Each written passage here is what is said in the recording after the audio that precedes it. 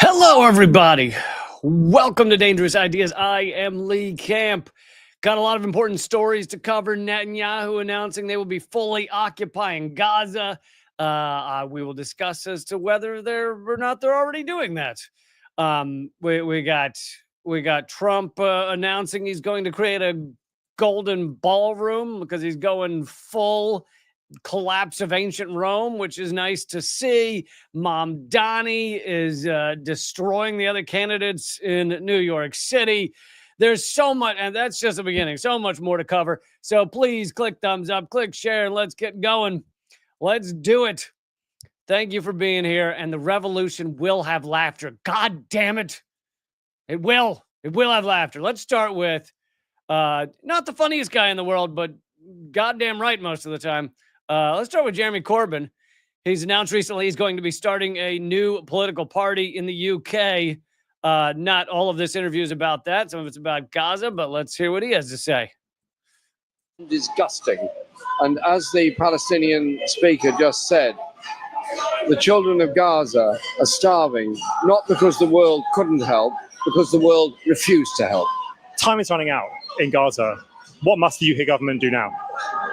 Stop all arms supplies and security information going to Israel, the use of RAF at Kratiri, stop the supply immediately of all parts for F-35 jets, and now recognize Palestine in its entirety, and immediately just announce we are delivering food aid into Gaza. Just take it there, and under the auspices of the UN, saying we're facilitating the UNRWA forces and the World Food Programme getting aid in there. Keir Starmer called the situation in Gaza indefensible. The tide seems to be turning in BBC, The Guardian, even The Express has come out with sort of pictures of starvation. Is a tide turning on Gaza? At last, public opinion is forcing the political hand. About time too. You've almost launched a political party. Congratulations. Thank you. How are you feeling? Very pleased. We announced yesterday morning at midday, so we've been on the go for 28 hours. And I've just got a message a moment ago saying the number of people that have signed up has just passed 300,000. 300,000 people signed up to be involved in a new political party. And many of those, without any particular appeal for funds, have already made donations to get the party underway. The working title is yourparty.uk. It's your party. Now, it may not end up being the name, but it might be the name. I want ideas for the name. If you've got ideas for the name, let us know. Ideas for the name, let me know. Well, there you go. You can let him know if you have ideas for the name for the party. I don't like the name Your Party because my party would have more pantsless folks. I think there'd be more strippers and confetti involved if it were my party, but on the name. But you will recall that Jeremy Corbyn should have been at some point prime minister.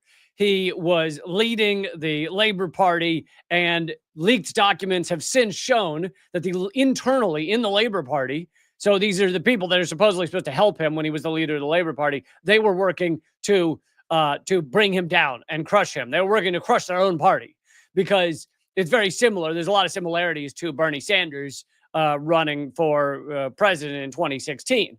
You had internally in the Democratic Party efforts to crush Bernie Sanders because they would rather, the Democrats, much like Labor, would rather have zero power in government, zero power in the White House than have an actual socialist or an actual someone who's actually anti-capitalist, someone who's actually for a free Palestine and opposed to Israel's genocide.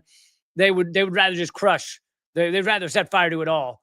And so leaked documents have since shown that that's exactly what they did to Jeremy Corbyn. But he has been right about Israel for years and years, and they used it to, I want to say, try to crush him, but successfully crushed a lot of his support. This is way before October 7th.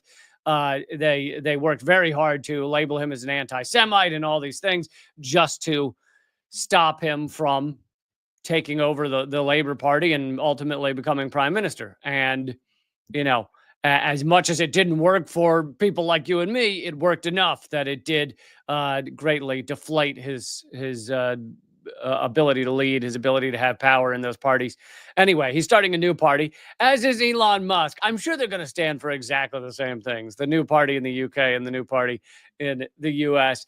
I wrote one of the headlines. I don't know if you saw it, one of the headlines or whatever, ticker lines that I had on the bottom of the screen there a few weeks ago was Elon Musk starts new U.S. political party.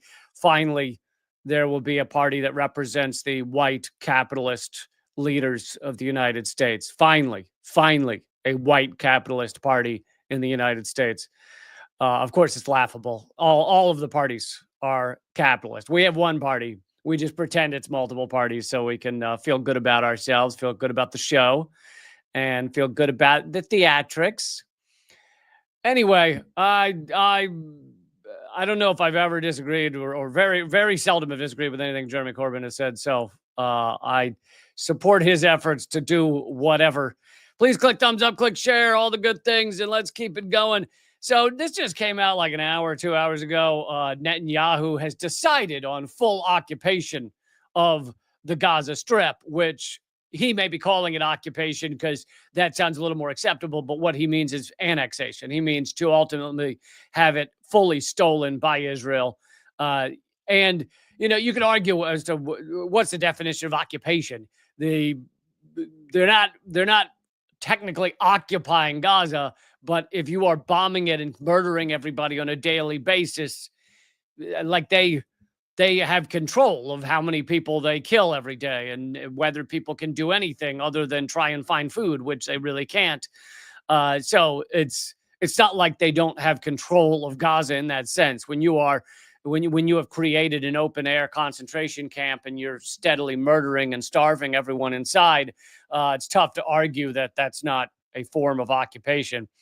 But anyway, Netanyahu says he's decided on Monday evening local time that the Israeli Defense Forces will fully occupy the Gaza Strip, including operating in areas where hostages are being held. Israel has come under increased international pressure to reach a ceasefire deal, which, of course, they don't actually want, and they've done everything they can, Israel has, to make sure ceasefires don't happen. And if they do happen, they happen for a week or two, and then it's over. Israel has never kept to their side of any of these agreements. You know, they will, in the rare cases there have been ceasefires, they'll say they're going to allow this much food in, this many trucks in, and they don't do a fraction of it. So they continue to murder people with not just with starvation, but with bullets and bombs during these so-called ceasefires. So Israel has broken every ceasefire, and they've made sure that these discussions don't actually go anywhere. And of course, then they turn around and announce that Hamas has shut down the ceasefire discussions, which is just more propaganda, more bullshit. Let's see. They've become under more pressure because Hamas has released videos showing emaciated Israeli hostages, the ones that remain alive, being held in Gaza, which Hamas said was the result of Israel's blockade of humanitarian aid. Of course, it's the result of the fact that they can't get any food into the area. So how exactly do you expect them to keep feeding people? The videos horrified the Israeli public and led tens of thousands of Israelis to take to the streets and demand a ceasefire deal in one of the largest turnouts for the weekly protests in recent months. Just to reiterate here, these protesters in Israel are not saying that they want Israel to stop starving Gaza or to end the genocide, or most of them are not, because 82% of Israelis say they essentially, to rephrase it, but they say they want the ethnic cleansing to be completed. That's 82% of Israelis. What these protests are about is they don't believe Netanyahu's working very hard to get the hostages back. So they want a ceasefire for the hostages, but they don't actually care about Palestinians. This society is so indoctrinated, and almost all of them have served, bullshit word, almost all of them have been in the IDF at some point in their lives, unless they are very young. So this is an entire society that's been indoctrinated by their military, has been in their military, and they, sadly, 82% think ethnic cleansing is fine. Tens of thousands of Palestinians. Oh, yeah. So I highlighted this line because I just wanted to show you the propaganda Newsweek has to throw into every article. This is, and it's not just Newsweek, obviously. It's many of these, many of the U.S. press has these we're kind of covering the news about Gaza. We'll mention that many people are starving, but then at the bottom, we just want to remind you that we are full of fucking bullshit. That we are just purveyors of just the worst propaganda garbage that any human can imagine, and we'll just throw that in there. So here is the last sentence of the Newsweek article. Tens of thousands of Palestinians have been killed since hold on, let's just rephrase that part. First of all, not tens of thousands, hundreds of thousands. Okay, we know that over 300,000, likely more than 400,000, have been murdered by Israel between the bombs, the bullets, and the starvation. So it's not tens of thousands, hundreds of thousands. But then you notice they don't say who killed these Palestinians. Thousands of Palestinians have been killed. How did they die? No one knows. We're really looking into it. We've got a whole team of people trying to figure out who killed them. Anyway, have been killed since Israel launched its counteroffensive. Oh, really? It's a counteroffensive. Even though it's been a genocide that's gone on for almost 2 years, it's a counteroffensive. How long does it keep being a counteroffensive? If you wanted to say, you give benefit of the doubt, it was a counteroffensive following October 7th, how many weeks have to go by before it's no longer a counteroffensive? 5 weeks of genocide, 10 weeks of genocide, 30 weeks of genocide. When do we stop calling it a counteroffensive and start calling it just a fucking genocide? When does that take place? Newsweek? Just wondering, asking for a friend. Counteroffensive in the territory following Hamas's devastating. Oh, now we have adjectives. You notice when they said tens of thousands of Palestinians have been killed, that was not devastating. That had no adjectives. Not disgusting, not horrific, nothing. No adjectives there, but it was Hamas's devastating. Okay, glad they found their adjectives. October 7th, 2023, attack that claimed the lives. So the attack claimed the lives. Now we have an actual active creator of the violence. It's Palestinians have been killed, but the attack has claimed the lives. So now we know who did it. Okay, earlier we weren't sure who did things, but now we know. Attack that claimed the lives of 1,200 Israelis, most of whom were civilians. But in fact, we know that is a lie. If you've been following the story after story after story after story after story after story after story, we know that hundreds, and I doubt we'll ever know the exact number, of these Israeli civilians were killed by the IDF on October 7th. So no, the Hamas attack did not claim 1,200 lives. The Hamas attack claimed a portion, and the IDF claimed hundreds and hundreds of innocent civilians. IDF helicopters fired 11,000 rounds into Israeli civilians on October 7th. But anyway, that's how Newsweek concludes their article. I think that's how they conclude every article about Israel right now. I want to show you some of the protests that continue to rock the world against this genocide. This one is in Australia.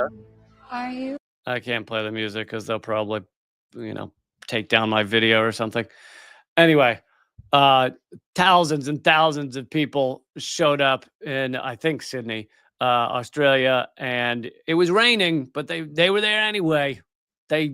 They were so opposed to genocide, unlike, our senators and our Congress and everybody in our governments in the entirety of the United States, who will cave to not being against genocide. They will quickly cave to anything when it comes to standing up against genocide. These people were willing to go out there against the rain. They beat out water falling down on their heads to march against genocide, and it was tens of thousands showed up. Massive march there in Australia, and I know these marches don't achieve a ton, but it's good to see people are still standing up and fighting back.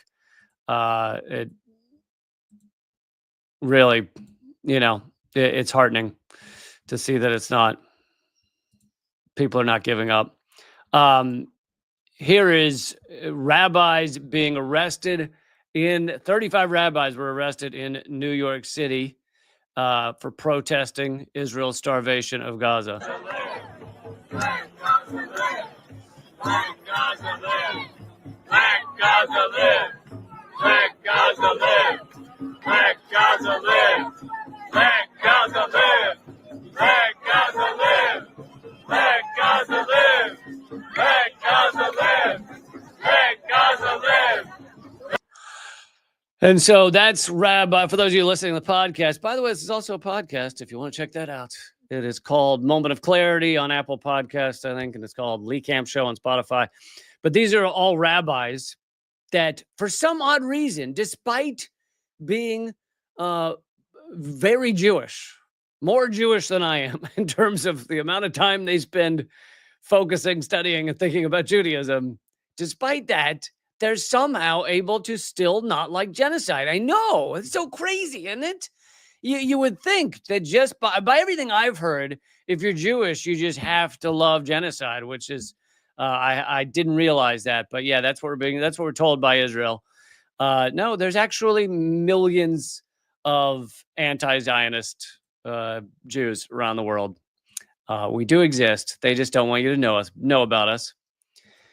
And let's see, I think I had this is another protest. Was this one Paris, I believe? Yeah, Paris.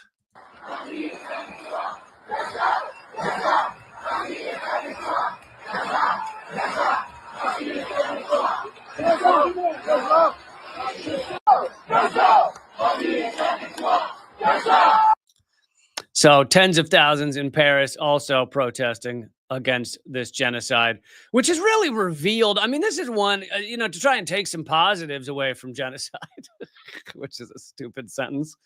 But it has really revealed what our leaders are, hasn't it? It's really shown us just what level of sociopaths they are. Because sometimes it's not clear. Sometimes you're not sure. Are they sociopaths? Are they just people who are a little confused about what they should be standing for? Are they people who just a little bit trying to make a buck, but if they were really faced with something horrible, they'd fight back against it? No, we've seen the numbers that are true, straight up sociopaths. If you are still endorsing this, if you're still endorsing Israel's behavior, then there is no other explanation other than sociopath. Thank you for all of those of you commenting on in the chat right now. For those of you who don't make it to the live stream, I have started putting all of the comments up on the screen there in the corner of the screen, so that will be visible to others later when they come and watch later. And for those of you listening to the podcast, you are missing out. No, I'm kidding. You're awesome, and the podcast rocks. So you're not missing anything. No, I mean, you are. For those of you who are watching, they're missing a lot if they're listening to the pod. I don't know what I'm doing right now. So anyway, speaking of these sociopaths, here's and by the way, there's two ways to report this story, and I've seen both. This is the Hill, basically liberal, but still constantly endorsing and running propaganda for the empire. But this is the Hill's version, where they say, and this just happened, right? Record number of Senate Democrats vote to block weapons sales for Israel. So this is, if you were trying to run interference for the fact that the Democrats are a hopeless, disgusting, sociopathic tribe, as are the Republicans, then you would, if you're trying to pretend the Democrats are something different, then you run with the headline, record number of Democrats voted to block weapon sales to Israel.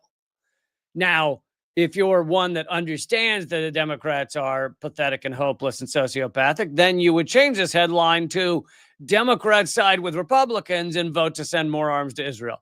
Because many of the Democrats still voted with Republicans to send more weapons to commit genocide. A record number, this is the Hill writing this, a record number of Senate Democrats, more than half the caucus. We almost got half of Democrats in the Senate to say they're opposed to sending weapons to murder children. It's amazing. Wow. We're so good and moral. Almost half of them. Oh, no, sorry, more than half. voted in favor of two resolutions to block U.S. military sales to Israel on Wednesday night. While the resolutions ultimately failed, the vote demonstrated how Israeli Prime Minister Netanyahu has fractured by they always want to the liberals want to blame it on Netanyahu because they don't want you to actually realize that this is all of Israeli society. Netanyahu may be more right-wing than a lot of Israeli society, but he ain't the only one. 82% endorse completing the ethnic cleansing. Thank you, Winter Jasmine, for donating and supporting the show. Really appreciate it. We are up against crazy suppression, so you guys make this show possible. I can't thank you enough. And Dan, goddamn right, says, thank you for inspiring Russian Coney Island. Oh, is that what you're saying? That's where you are? Are you in Russian Coney Island? Thank you, Dan, for supporting the show. Really appreciate it. And yes, I do not frown upon Super Chats. Super Chats help this show. But yeah, they're trying to point it at Netanyahu, which it's not really about Netanyahu. This is about a soulless apartheid theocracy that has been destroying and gutting and murdering Palestinian society, Palestinian people for decades. It did not start on October 7th, but they want you to believe it did. Anyway, Netanyahu has fractured the historically bipartisan support. I think what's fractured it is the genocide, not Netanyahu just committing genocide. Because if you'd had one of many other prime ministers in there, they would also be committing genocide right now, most likely. The resolution sponsored by Senator Sanders failed in the face of all Republicans voting against the measure and 20 Democrats. Senators voted 27-70, defeating Sanders' resolution, which sought to block more than $675 million in weapons sales to Israel to continue the genocide. $675 million more dollars. This is on top of billions. A second resolution garnered 24 in favor and 73 against. That one just had to do with automatic assault rifles instead of bombs. Whatever happens tonight, history will condemn those of us who failed to act in the face of these horrors, says Sanders. Of course, many feel that he has failed to act because it took him so long to start doing things like this. It's kind of like, why do weeks of genocide have to go by before you start doing things like this? But better late than never, I guess. It was the third time, and he would, and also I think to this day still will not use the word genocide. It was the third time Sanders put senators on record over their military support for Israel. An April vote got 15 Democrats. A November vote got 18 Democrats to sign on to stop sending more weapons to murder children. And like I said, it's a good example of media literacy to know that this title of this article can be done two different ways, and you can go around the internet right now and see it in two different ways. Some say Democrats side with Republicans to keep bombing children in Gaza, and others say more Democrats than ever vote against bombing children in Gaza. You can say it either way. Yeah, you get to choose there. Okay, I want to bring to you real quick. By the way, Eleanor Goldfield normally joins me on Fridays, but she's out of the country. She will be back for not this coming Friday, but a week after that.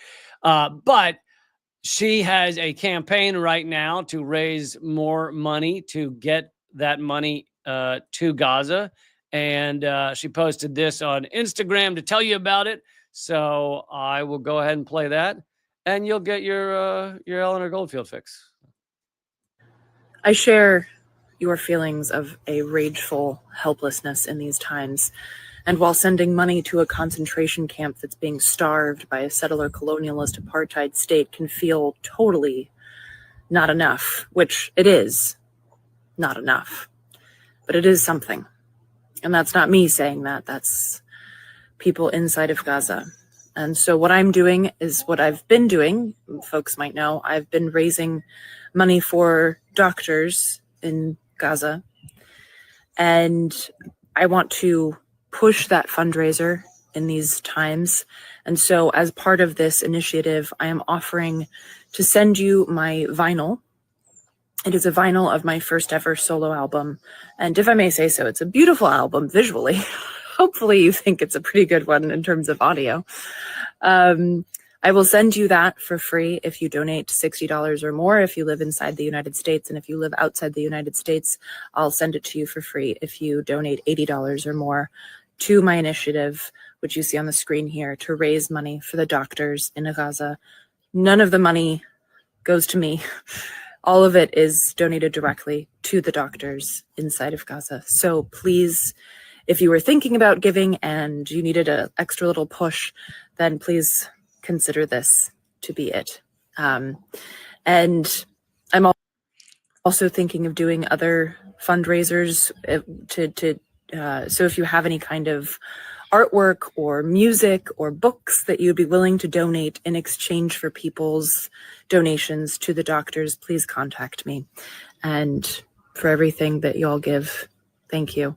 It is something, even if it's not enough. So I want to tell you what it was hard to read on there. She didn't say where to donate. One is Venmo at Art Killing Apathy. That's Art Killing Apathy. And the other is paypal.me/Eleanor Goldfield. You can also look her up on Instagram. That's Instagram Radical Eleanor. You'll find her there if you have any questions. Yeah, someone's asking me to share the link in the chat, and hopefully I have that right. But yeah, if you have any trouble or have any questions, look her up on Instagram at Radical Eleanor is how to do that. And while we're before we get to the next story real quick, I'd also like to ask you guys to check out Means TV. Unredacted Tonight has joined Means TV. It is, as far as I know, still the only American worker-owned anti-capitalist streaming platform. It has all kinds of movies, series, news, everything. It's got Abby Martin and Richard Wolff and Second Thought and all these folks. And you can support my show and support Means TV at the same time by going to means.tv and using the promo code Lee. When you go to check out, you'll get 20% off. Also, you get a free week to check it out. So you can check it out without even becoming a member. So why don't you go check it out, means.tv. Use promo code Lee, and that's how you support this show as well as supporting Means TV, anti-capitalist, worker-owned. It's also, unlike YouTube, anti-algorithm, anti-ads. There's no ads. So a lot of great stuff over there. I hope you will at least give it a chance. Okay, let's keep going. And we're not done criticizing the sociopaths for what is going on in Israel, although I will be moving on to other stories in a few minutes. But Canada is still arming Israel despite their claims that they're not. So, well done, Canada, claiming that you have stopped sending arms to Israel, but they actually are still arming Israel.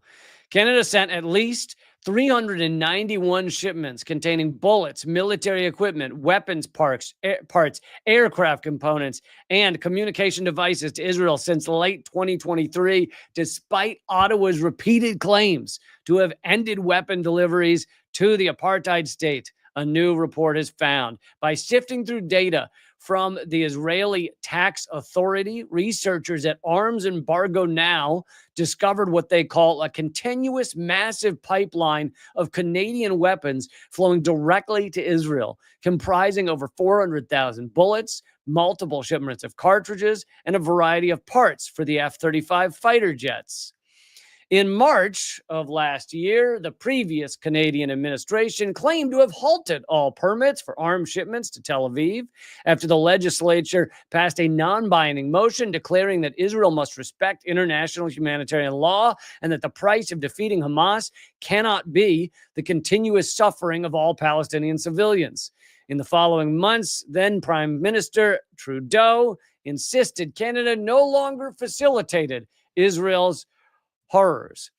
Now, I don't know whether this shift from we're not sending arms to we are sending arms happened when the new prime minister, the former head of the Bank of England and Bank of Canada, became prime minister. I don't know if it was like he took over and then they went back on that promise, or whether they legit never did the thing they claimed they were going to do and stop sending weapons shipments. But either way, it means that much of the world believes Canada has ceased sending weapons and parts to Israel, and that ain't true.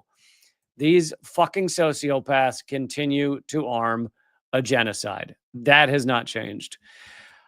Okay, so speaking of this genocide, one of the few candidates for a major office that has said free Palestine and has said that this genocide must stop is Zoran Mamdani.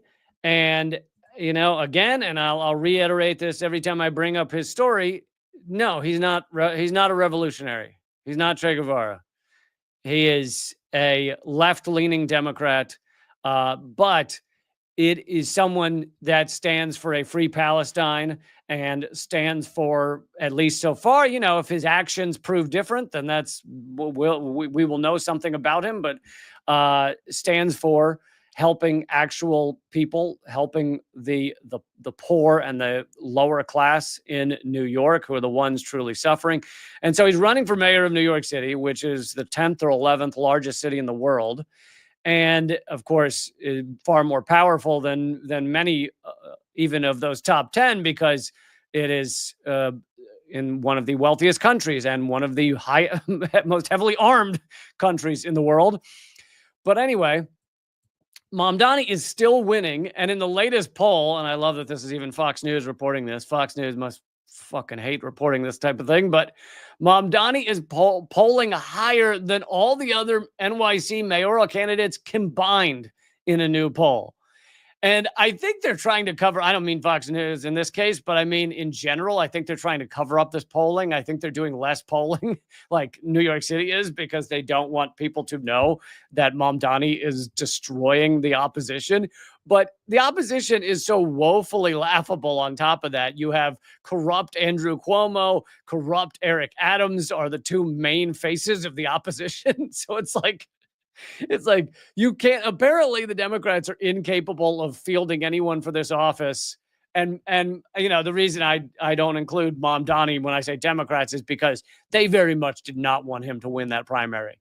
The mainstream oligarchic Democrats were terrified that he would win that primary. And sure enough, he did. And now they have Cuomo running as an independent, and Eric Adams, the current corrupt mayor, running as an independent to try and defeat him. They're dumping loads of money in. Cuomo is trying to get Eric Adams and the other candidates to drop out so he can have a better chance of beating Mamdani. And I'm sure there's going to be all kinds of election shenanigans that go down. But anyway, in a new poll conducted by Zenith Research and Public Progress, found Mamdani, the Democratic nominee, with a significant lead over the current field of 5 candidates. In fact, he is polling higher than all of them combined. He got 50% of the vote, regardless of who the opponent is. So individually against all of them, he's still at 50%. The poll was conducted July 16th to 24th with 1,453 New York residents, got a 2.9% margin of error. The combined level of support for former Governor Cuomo and Eric Adams and conservative right-wing activist and talk show host Curtis Sliwa and former federal prosecutor Jim Walden and undecided totaled 49%. So basically, Mamdani is beating everything combined. Cuomo came in second place, receiving 22%. Sliwa received 13%. Adams garnered a whopping 7%. Mamdani's support never dips below 50%. By the way, Trump also has said he is considering taking away Mamdani's citizenship. I think he's also talked about arresting him. He basically just can't stand that it's not, a white guy that might win this mayoral election. But His support never dips below 50% in a hypothetical four-way race. Without Cuomo, Mamdani's support rose to 55% in a four-way race. Without Adams, his support rose to 51%. So because there, Cuomo's trying to get the others to drop out because he believes it'll help him. But in several of these cases, when someone drops out, his Mamdani's support actually goes up. So anyway, the oligarchs are losing their fucking minds over the idea that he might win this election. As TPS report makes a good point in the comments that he's even rating very highly with Jews under the age of 45. And New York City it's got a very large Jewish population relative to the rest of the country. I lived in New York City for 12 years, and most of them tend to vote for anyone who says Israel, Israel, Israel, Israel. But we're seeing that there are so many anti-Zionist Jews, anti-genocide Jews, anti-Israel's behavior in Gaza Jews, whatever you want to call them. There are so many of those that now that old idea of like, oh, the Jews in New York will just vote for anybody who says, yay, Israel, is proving not to be true a lot of the time. Thank you, Pooh Flinga. Nice name for becoming a YouTube member. Appreciate it. Appreciate your support and your awesome name. Okay, let's get to another story. And by the way, in the coming months, I can't even imagine the type of shit they're going to throw at Mamdani. Like they're going to put out AI video of him, committing mass shootings or some shit. Like it's going to get ugly. I mean, it already is ugly, but it's going to get even worse. So you might have seen this. This is being covered a lot by the mainstream media, but I just wanted to talk about it for a second. That the Texas Democrats have fled the state to try to stop the right-wing, the Republican Governor Abbott from passing his new gerrymandering. And, I know we have a lot of viewers of this show who are in other countries. You might not know what gerrymandering is. The U.S. has a long and wonderful tradition of creating voting maps where we try to make sure that certain parties will stay in power by making sure that all of a certain demographics are in weird shaped counties. And so you'll look at a map and you'll be like, why does this county or this voting district, why does it like go wiggle like this and then go up there and then come back down? And then it has to do with they're trying to like put all of the, let's say, black voters, it depends on which side and who's doing it and stuff, but put all the black voters, or as many as they can, in one voting district, so that, yes, that, let's say it's Republicans in this case. So yes, that district will go for a Democrat, but by doing that, they make sure that the other districts all around it are very secure for Republicans. So you do that, and then you get one secure Democrat, and you get, let's say, 5 secure Republicans or 4 secure Republicans by doing that, by having these crazy voting districts. And Democrats have done it to some extent too, but it is more so done by Republicans. Anyway, so it's not like Texas wasn't already gerrymandered, but they've apparently done it even worse. And now the Democrats in that state have fled the state to try and stop the vote that would actually allow this to go through, that would allow this to be passed. Abbott, the governor, has now said that he has the right to kick them all out of office and replace them if they don't come back. I will add this, that most of what I've said you could get on the mainstream media. They've been covering this story. But the part of this that I will add that your mainstream media refuses to acknowledge is that they're acting as if these are two polar opposites, right? Democrats and Republicans. Now, there are certain aspects of them that does make a difference. I think the Democrats in Texas, for the most part, still support a woman's right to choose. And so there are certain issues where it definitely makes a difference. But let's not kid ourselves and pretend these are not two rich capitalist parties. That's what they are. So let's just acknowledge that. While if you're fighting for a woman's right to choose, and that's the big difference, then I'm not saying don't fight for that. And I've always said keep voting, but it matters more on the local level than the federal level. It's pretty much all captured. But let's acknowledge these are not night and day. These are shades of gray, and on certain issues, those shades of gray can be important.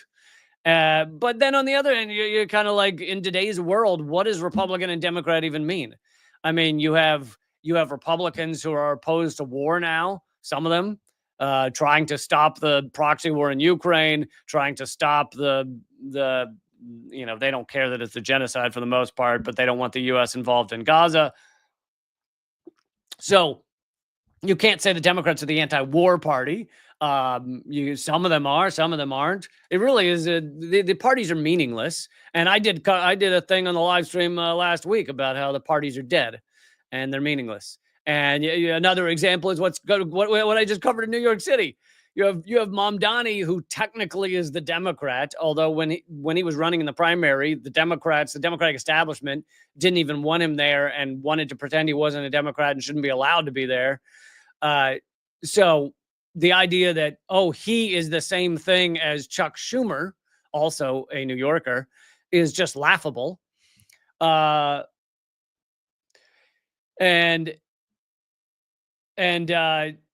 it's so the party, they're meaningless. And then you have two Democrats, Adams and Cuomo, who are not running as Democrats anymore. Now they're independents because they realize that's their best chance of winning the mayoral election. The parties are dead. They don't mean anything. I want to answer Mr. Gromby's question, although he just told me not to answer, but I'm going to answer it anyway. He's asking whether I was the host on RT America. Yes, I had a comedy news show on RT America for 8 years called Redacted Tonight. I've created a new independent version called Unredacted Tonight. That's every Thursday. So I hope everybody will check that out. There's like 19 episodes already up, Unredacted Tonight. But anyway, he's asking what happened to RT America. We were, the entire channel was sanctioned into oblivion 3 years ago.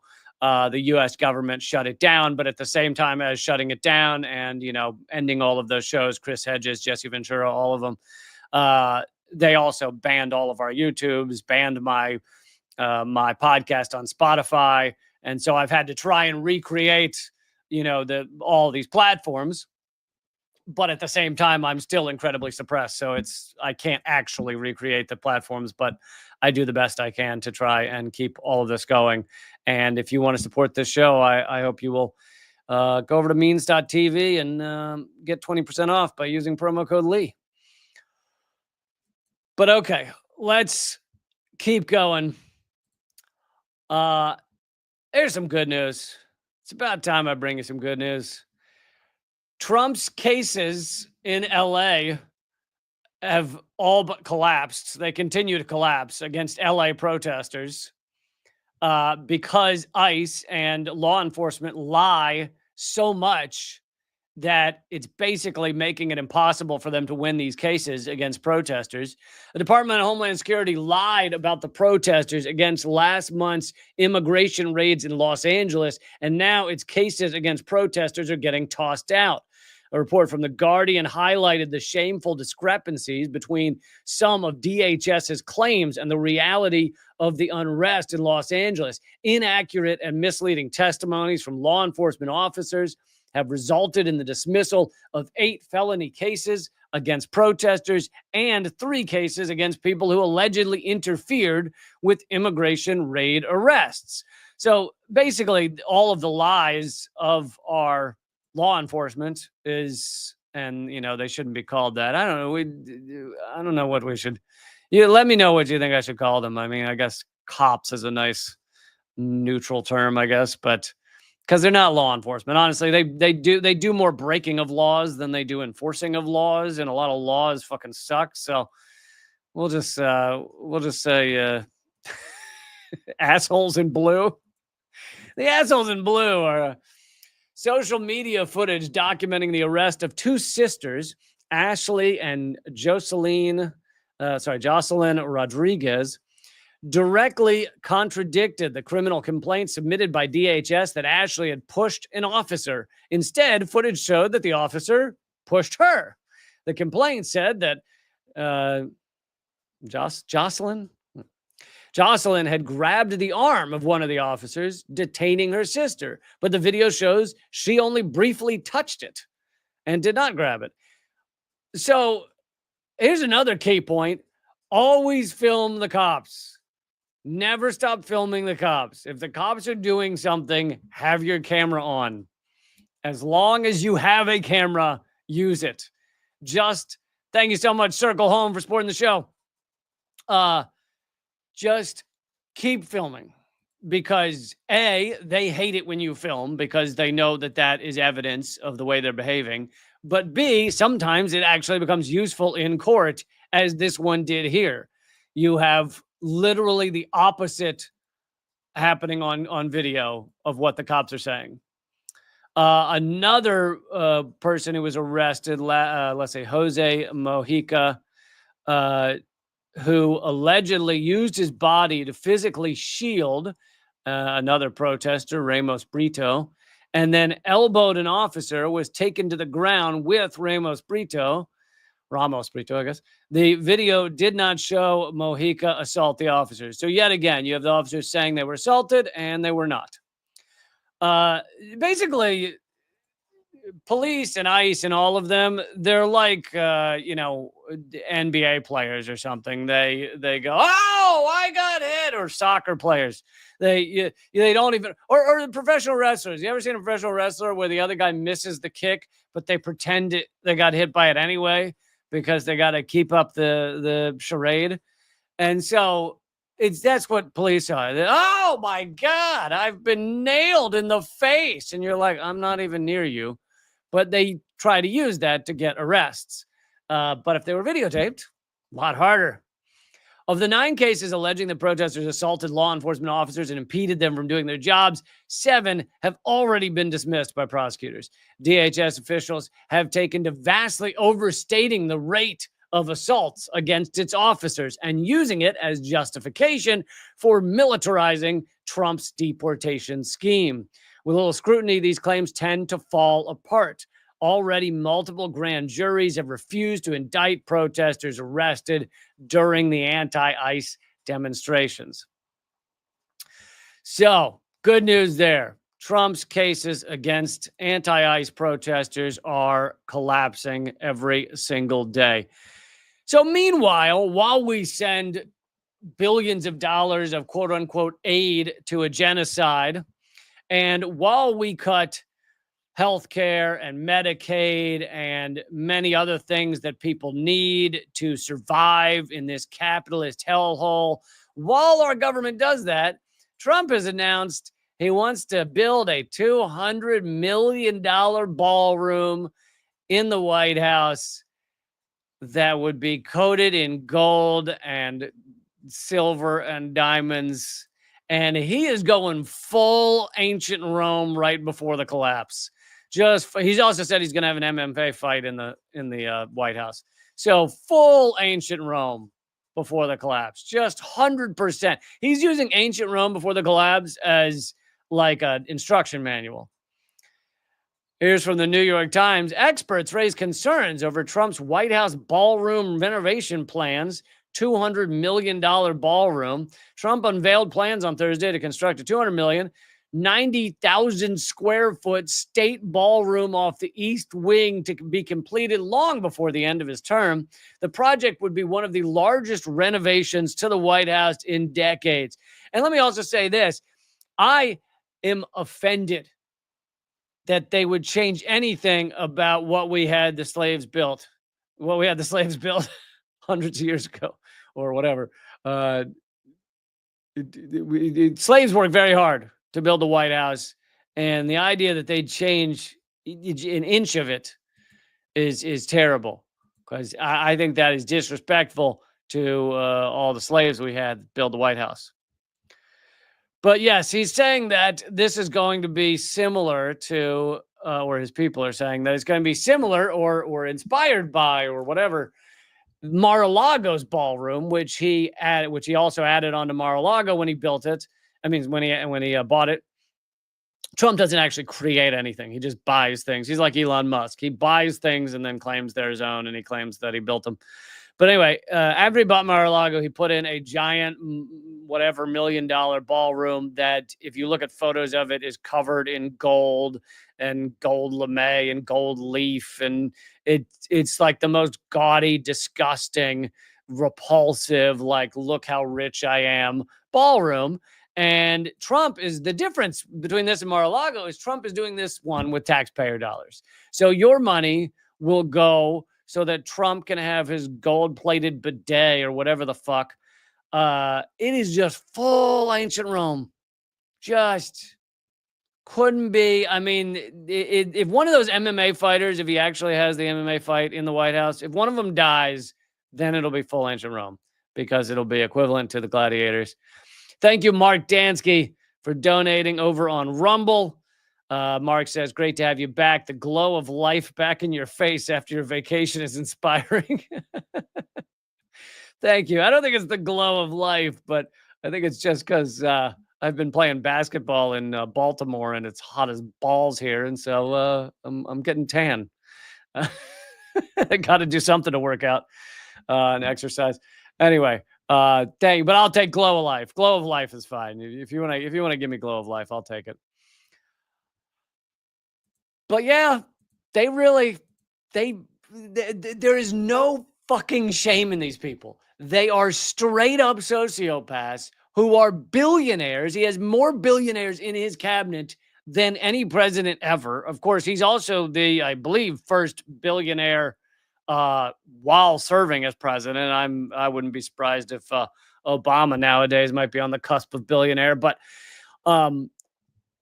he's the first billionaire president that I know of, and he's got 13 billionaires in his cabinet. Of course, whether he's bickering with Elon Musk or not, Elon Musk was for a long time one of his closest advisors and was essentially running things, which is also, Musk is the richest man alive. So, and the richest man who has ever existed. So there's no shame in these people. Like, if you hadn't wanted to have any shame, if you had any ounce of like empathy or care for your average human being, you would think to yourself, I have billions of dollars. I will never want for anything that I can't afford other than to fill the void that my daddy left. But I will never not be able to buy something. So you know what? Maybe I won't rub it in people's faces. Maybe just being ridiculously, insanely, never can spend it all wealthy is enough. But no, these people have no soul. They have no empathy. They have no understanding of other humans. And so it's not just to be some of the richest people in the world. It is also to shove it in everyone's face. We are the richest fucking people, and we own you, and we own your society. And that's what Trump's doing. Okay, this is a bit of a shift, but it actually also has to do with Gaza. But I love what I've never heard of this. I don't know if it's a podcast. I don't know what it is. Podcast, video show, whatever you want to call it. Looks like it's called Tea. As in spilling the tea. But they're talking about Greta Thunberg, and they're saying the thing that I've been saying for a long time, but most people have, not, I don't know, caught on or understood or whatever. I had said since day one, when Greta was one of the biggest faces, she's on the cover of Time magazine or whatever the fuck, I had said one of two things will happen. Either she will cave to the liberal climate industrial complex, whatever you want to call it, that pretends they care about climate crisis but don't give a fuck and don't do a thing about it. Either she will cave to that and become one of them, or she will actually stand for the things she's talking about, and she'll start to read up on the connections between climate crisis and capitalism and imperialism. And once you start seeing those threads connected, you start standing against not just climate crisis, but also capitalist destruction, also against imperialism. And if that happens, you will see all of these massive publications, TV shows, everything that are covering Greta are suddenly going to stop talking about her. Suddenly she's not going to be on the cover of all these things. And sure enough, luckily, I say luckily because I'd rather Greta figure it out than go to the dark side and stand for the fake climate crisis Democrats. And anyway, as I've said many times, Greta has figured it out. She was on the Freedom Flotilla to Gaza and could have been murdered. She has talked about capitalism and imperialism and gone after corporations, and she's figured it out. And that is why you don't see her on those big networks, on mainstream media anymore. Anyway, I want to play this clip again. I don't know this channel, but anyway. Connect the climate crisis to capitalism and colonialism and the military industrial complex. She was no longer being interviewed on the BBC. You're completely correct. When she started making the connection between capitalism, colonialism, the genocide that's happening, all of these different forms of oppression that we're bearing witness to specifically and more often than not in the global south, she did disappear from mainstream media.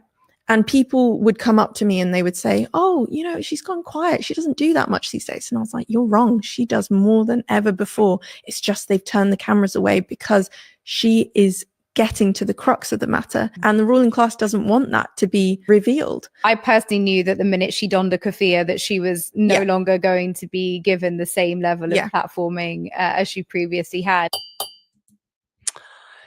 Yeah.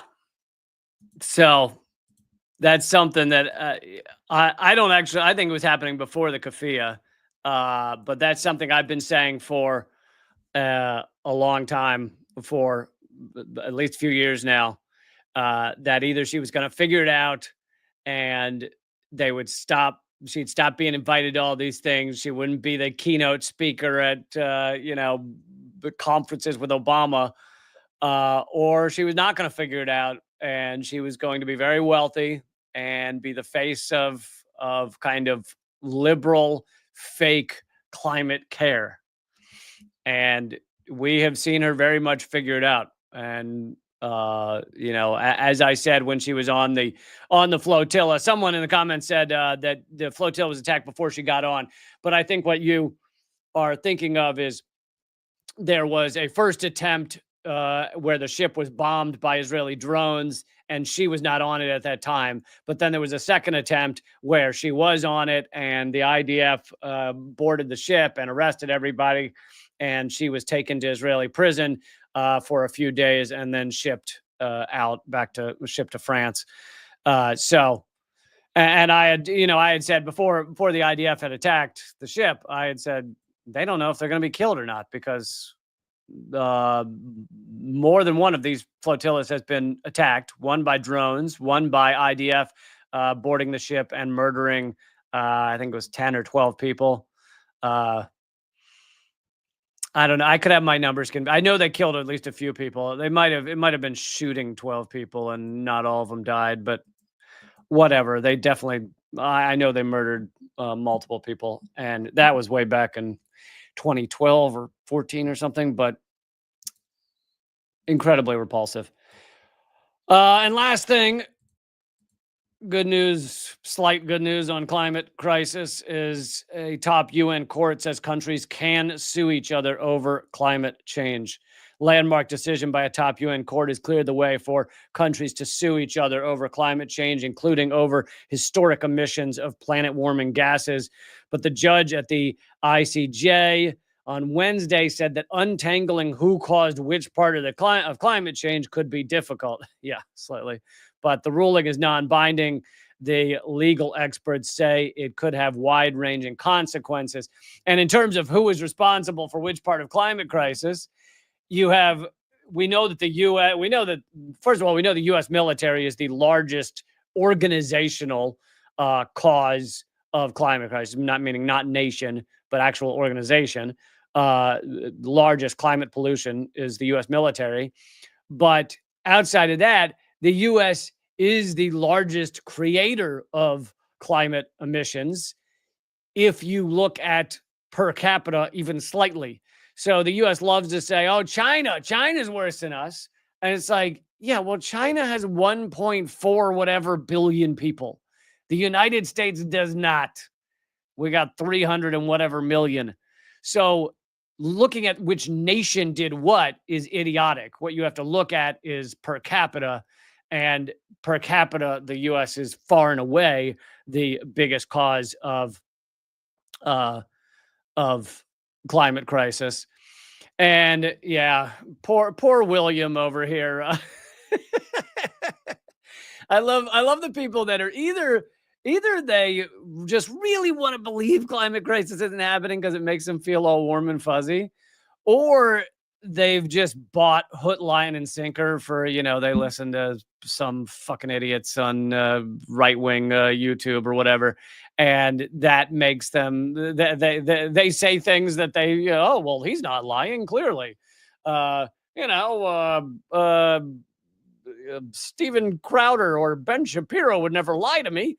I don't know what it is, but William over here in the chat would, and I'd like to show you some of the standard, just laughable arguments against the existence of climate crisis. Says there's no climate crisis. The Earth is always in flux. It goes up and down, cold and hot. Yes, that is so true, William. Over hundreds of thousands of years. If you look at any change in the heat and cold of the Earth, it happens over hundreds of thousands, if not millions of years. Whereas we have managed to shoot up the temperature of the globe in the span of a few decades, the blink of an eye for the history of this planet. And when that happens, nothing has time to adapt. Nothing has time to change and prepare. And actually, the article that Joe Rogan tried to point to, Joe Rogan trying to pretend that climate crisis is not a big deal, he pointed to this Washington Post article, which said that the Earth has changed, many times over its history. And he pointed to it to say, look, Washington Post has admitted climate crisis isn't happening. But if you actually read the article, which clearly he did not, if you actually read the article, it says that when the Earth has changed quickly, temperature-wise, such as the meteor that took out all of the dinosaurs, when the Earth has changed quickly, temperature-wise, it has been connected to the largest extinctions, mass, giant extinctions. Like the Earth temperature changed immensely in the span of a few months, a few weeks after the meteor hit that killed the dinosaurs. And guess what? It killed all the fucking dinosaurs. It killed like 90% of all land life on Earth. So the article was actually saying the opposite of what Joe Rogan wants to believe it's saying. It was saying that when we have quick temperature changes like we're doing right now with climate crisis, it is an existential threat to everything living on the Earth. Okay, folks. I'll be back Wednesday with Government Secrets. I live stream Monday, Wednesday, and Friday at 3 p.m. Eastern. And then there's a new Unredacted tonight, Thursdays at 7 p.m. Eastern. So that's 4 days a week. You could be watching my show. I hope you will just show up because my shit is so suppressed. You're not going to get alerts. You just got to decide to show up. Monday, Wednesday, Friday, 3 p.m. Eastern. Wednesday will be Government Secrets. We'll finally be back doing that. And the other thing is I'd love for you to check out Means TV. Go get your free week. See if you like it, but you also be supporting this show. That's means.tv. Use promo code LEE, L-E-E. Means.tv is where you can go join the only worker-owned, anti-capitalist, anti-advertising, anti-algorithm, anti-censorship streaming platform. And support this show at the same time. So I hope you'll do that. And the other way to become a member and join up, it's very different than Means TV. So you'll see these are different things, and I hope you'll check them both out. Is My Locals community, which is at leecamp.net, is another way to join up and support this show. Okay, I will see you Wednesday. Keep fighting.